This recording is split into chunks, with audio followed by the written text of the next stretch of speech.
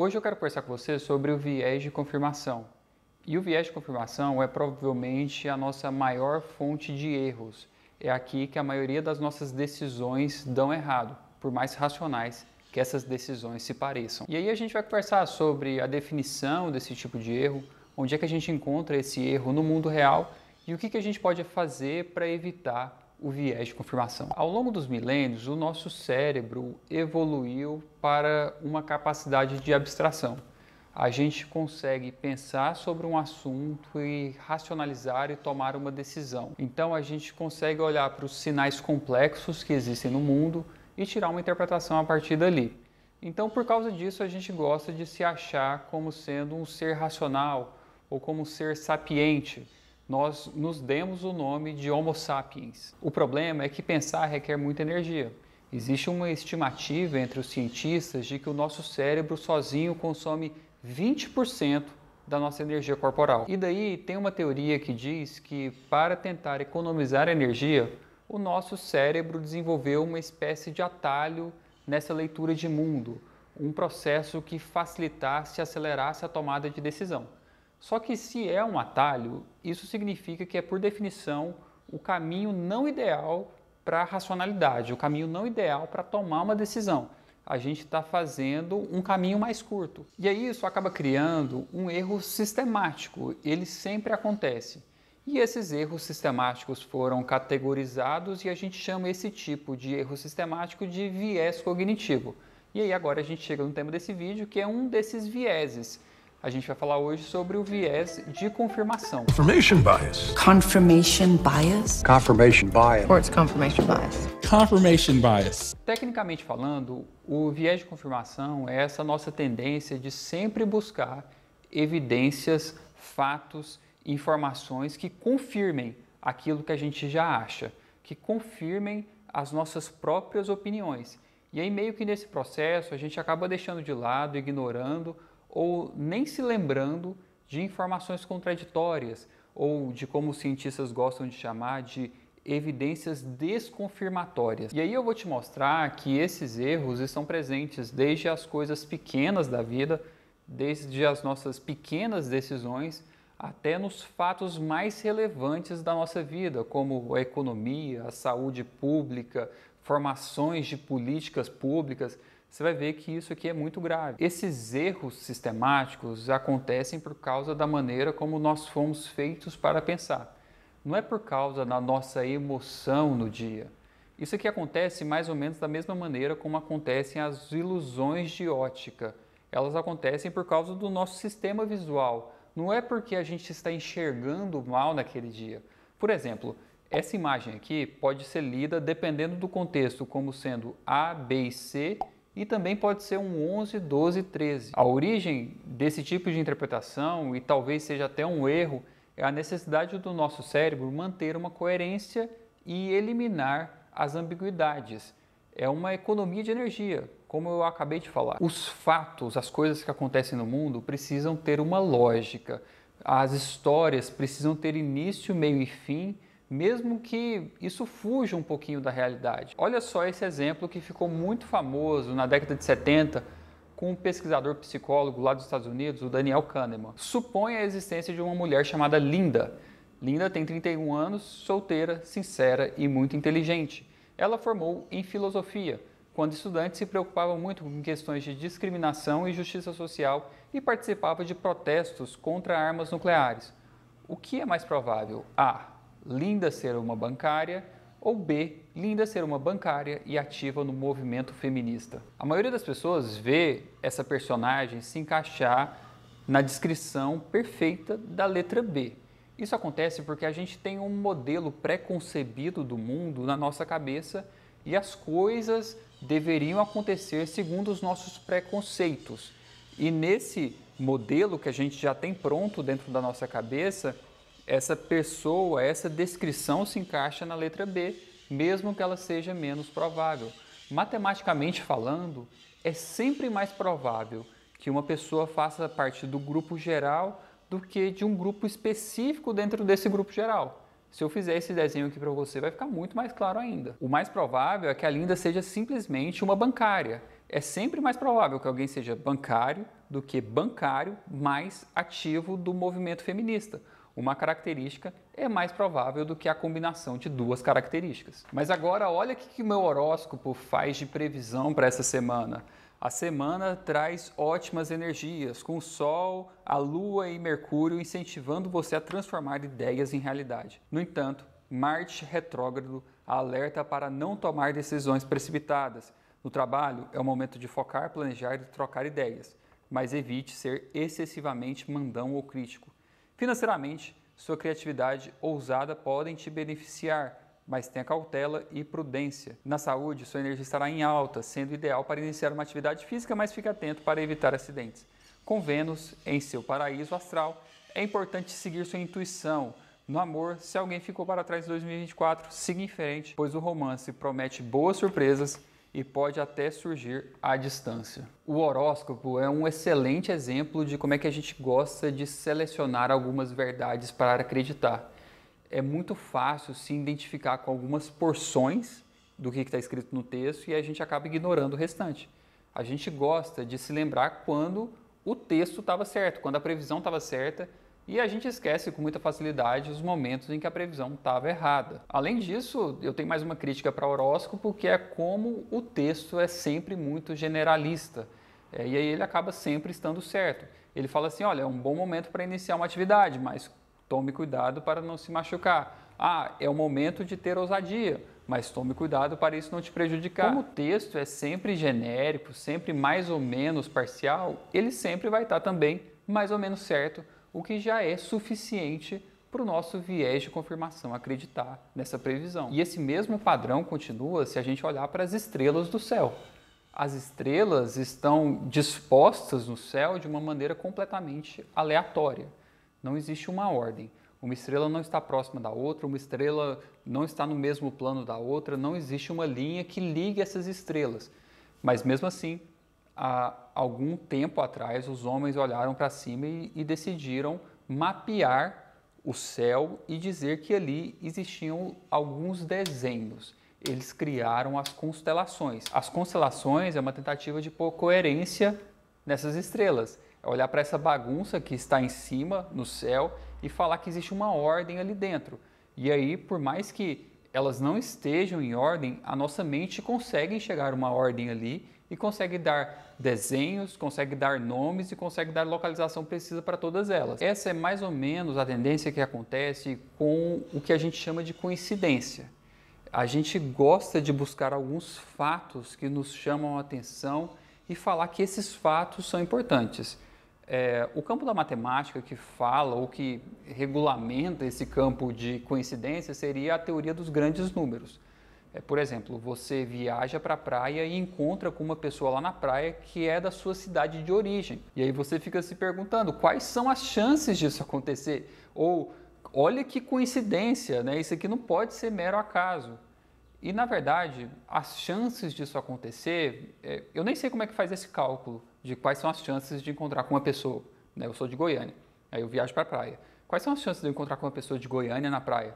Eu nem sei fazer essa conta, mas essa conta, na verdade, não importa, porque a gente acaba que seleciona dentro da nossa cabeça apenas algumas categorias de eventos que são importantes. A gente nunca olha para as coisas pensando em quais são as chances dessa coisa acontecer. É somente uma determinada porção de fatos que acontecem no nosso dia que a gente dá o título de ser um fato interessante. Então, por exemplo, a placa de um carro nunca é um fato interessante, a não ser que essa placa tenha um número que se pareça com a minha data de aniversário. Agora, essa placa é interessante porque esse número significa alguma coisa para mim. Só que esse número em si, somente esse número, não significa nada para ninguém, ele é somente um número. O viés de confirmação é essa tendência de olhar para as coisas buscando um fio lógico que confirme uma coisa que já estava na minha cabeça, que confirme a minha opinião, que confirme meu pensamento, e para isso eu acabo ignorando todo o restante. Eu não vou prestar atenção nas evidências contrárias e nas evidências desconfirmatórias. E esse tipo de problema também acontece na ciência. Os cientistas que fazem artigos científicos, publicações científicas, pesquisas científicas, também são humanos. E eles, sendo humanos, também estão sujeitos ao viés de confirmação. Olha só, em 2005 saiu esse artigo aqui em que o autor prova matematicamente que a maioria das descobertas científicas não são verdade. E um dos principais motivos para isso é o viés de confirmação. É muito difícil o pesquisador, o cientista, encontrar uma informação que seja contra o consenso daquele momento. É muito difícil ir contra os seus pares, os seus colegas, o que você aprendeu na faculdade. É muito difícil fazer um experimento e olhar para esse experimento buscando evidências que mostrem que o seu experimento deu errado. Mas existe um método dentro da área da saúde que seria considerado como padrão ouro para tentar evitar esse tipo de erro, para tentar evitar o viés de confirmação, que é o estudo clínico randomizado controlado. Imagina que você está tentando descobrir se determinado medicamento é eficiente e também se ele é seguro, se os efeitos colaterais não são tão grandes assim. Esse método funciona em você agrupar uma grande população e dividir essa grande população em 2 ou 3 grupos. Se você dividir em 2 grupos, um dos grupos vai receber um medicamento e o segundo grupo vai receber um placebo. E aí, se você dividir em 3 grupos, o terceiro grupo não vai receber nada, ele vai ser um grupo de controle, ele vai ser a sua base. Então, se você dividir em 3 grupos, você vai comparar quem está tomando medicamento com quem não está tomando medicamento e como é que a população, no geral, se comporta. O ideal é que cada grupo desses seja formado por pessoas heterogêneas, com diferentes características. Idades diferentes, cor de pele diferente, comorbidades diferentes. Mas também é importante que cada um desses grupos, desses 2 ou 3 grupos, sejam similares entre si. Então eles têm que ser diferentes dentro de cada, mas na hora que você olha para a população em geral dentro de cada um desses grupos, tem que ser mais ou menos a mesma coisa, porque as interpretações que você vai tirar a partir desse ensaio tem que ser válida para a população inteira. Então o grupo tem que refletir mais ou menos as características da população. O padrão ouro aqui desse tipo de ensaio começa agora, que é quando o procedimento é feito por meio de um teste duplo cego. Duplo cego significa que nem o paciente, nem o pesquisador sabe quem está no grupo da intervenção e quem está no grupo do placebo. O paciente não sabe se ele está tomando um remédio ou se ele está tomando placebo, e quem está ministrando aquela dose também não sabe se aquela dose é de remédio ou é de placebo. Isso aqui é importante porque o viés de confirmação afeta os 2 lados nesse tipo de estudo com medicamento. Tem muita coisa mostrando que se o paciente toma uma cápsula de açúcar achando que tomou um Tilenol, a dor de cabeça dele vai baixar e ele pode atribuir isso ao medicamento que ele tomou, que na verdade era um açúcar. Então, quando nem o paciente, nem o pesquisador sabe se está no grupo placebo ou no grupo de intervenção, os resultados costumam ser mais confiáveis. Mas agora olha que interessante, continuando nesse tema da saúde, na década de 70, um pesquisador chamado David Rosenhan fez um experimento social enviando para um hospital psiquiátrico, encaminhando para o hospital psiquiátrico, alguns pacientes que na verdade eram voluntários da sua pesquisa. Eram pessoas que não tinham doença psiquiátrica. E aí essas pessoas chegavam lá no hospital e relatavam que estavam ouvindo vozes falando para eles 3 palavras. As palavras eram golpe, vazio e oco. E aí, o que aconteceu, obviamente, é que essas pessoas foram admitidas, essas pessoas foram internadas como sendo pacientes.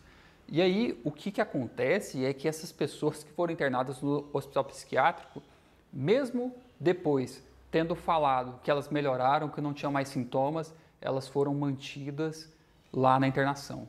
O próprio David, que foi um dos participantes do próprio experimento, ficou internado durante 52 dias, mesmo falando que ele tinha melhorado. 7 dos 8 participantes desse experimento foram diagnosticados com esquizofrenia. Apesar desse experimento não ser científico, o ponto aqui é o viés de confirmação. Esses pacientes chegaram no hospital, a equipe médica fez uma avaliação e a partir daí o tratamento seguiu para confirmar o que tinha acontecido na avaliação inicial. Os médicos que fizeram o acompanhamento desses pacientes buscavam sempre evidências que confirmavam a avaliação inicial. E uma vez que você recebe um diagnóstico ou você recebe o nome de uma doença psiquiátrica, você vai ser tratado dessa maneira, independente se você tem essa doença ou não. Eu li num livro do psicólogo Dan Gilbert uma explicação muito interessante de por que o nosso cérebro funciona com esse tipo de falha. Ele coloca o nome de um possível sistema psicoimunológico. Esse sistema psicoimunológico trabalha a nosso favor para gerar felicidade. Seria como um filtro para enxergar as coisas mais bonitas, as coisas mais fáceis. É um filtro para evitar o nosso sofrimento. E aí o viés de confirmação se enquadra dentro desse sistema psicoimunológico. Por exemplo, recentemente eu e minha esposa construímos e nos mudamos para uma casa. E apesar de a gente morar numa cidade grande, essa casa não está localizada dentro de um condomínio fechado. Então ela é uma casa na rua. Durante a obra e durante o processo de projeto, a gente ficou pensando se a gente iria se arrepender dessa decisão, se a gente estava indo na direção certa, se a gente não tinha que continuar no apartamento, juntar mais dinheiro e mudar para um condomínio fechado. Mas agora que a gente se mudou para casa e que a casa está concluída, a gente tem certeza que a gente tomou a melhor decisão. Para a gente é óbvio que aqui é melhor de morar do que num condomínio fechado. Faz muito mais sentido morar na rua do que afastado dentro de um condomínio.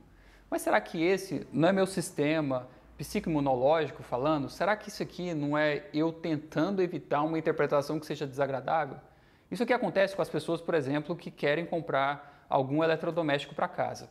Essa pessoa vai lá e assiste muitos vídeos de review no YouTube, lê o manual do produto, pesquisa a marca no Reclame Aqui. Ela faz isso porque o processo decisório não é fácil.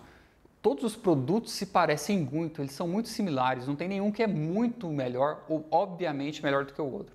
Mas aí, depois que você faz a compra, aí não, as coisas mudam. Agora eu tenho certeza que eu comprei a melhor opção e as outras opções são muito piores do que essa aqui. Isso aqui é nosso sistema psicoimunológico tentando nos acalmar. Assim, olha, você fez uma boa decisão, isso que você comprou deu certo, não precisa se preocupar achando que você perdeu dinheiro. E as decisões que a gente toma nos nossos negócios também estão sujeitas ao viés de confirmação. Da mesma maneira, as decisões empresariais também são tomadas por pessoas e pessoas estão sujeitas a erros. E isso acontece especialmente nos nossos negócios porque a gente dedica energia e tempo e dinheiro num projeto.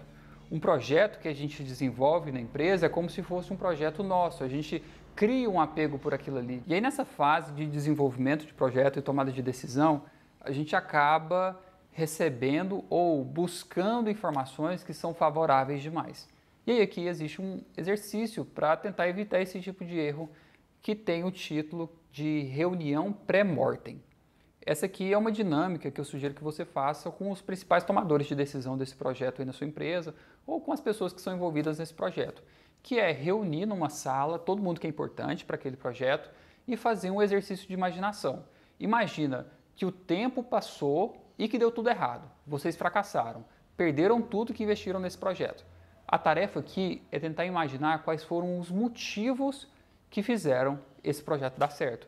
Pode ser que o prazo estava curto demais, pode ser que o orçamento foi limitado, ou vocês olharam para o orçamento muito otimistas, ou pode ser que o mercado não estava esperando esse produto que você criou. Mas agora, nessa reunião, você está buscando ativamente evidências que mostrem que o seu projeto é ruim. Você está buscando aquelas evidências desconfirmatórias. E se você não criar um método para fazer isso ativamente, tipo, olha, agora a gente vai buscar evidências mostrando que o projeto é ruim. Se você não formalizar esse processo dentro da sua empresa, as decisões vão continuar seguindo o viés de confirmação. Bem, a minha conclusão desse vídeo é que o viés de confirmação é uma coisa que está embutida no nosso cérebro e não tem muito como fugir dele. O que você pode se treinar a fazer no seu dia a dia é sempre duvidar de si mesmo. É sempre que você achar que você está tendo uma boa ideia ou que você está agindo numa direção certa, é se treinar a parar e pensar por que essa ideia que eu estou tendo ou por que esse caminho que eu estou tomando é ruim. Quais são as evidências contraditórias? Eu sei que a minha ideia é boa, mas o que prova que essa ideia que eu estou tendo é ruim? Onde é que ela poderia dar errado? Ou eu estou indo por esse caminho, onde é que esse caminho vai se revelar sendo como um caminho ruim? Desse jeito, você vai passar a tomar decisões melhores. Bem, eu espero que você tenha gostado desse vídeo e se você gostou, te encontro numa próxima oportunidade.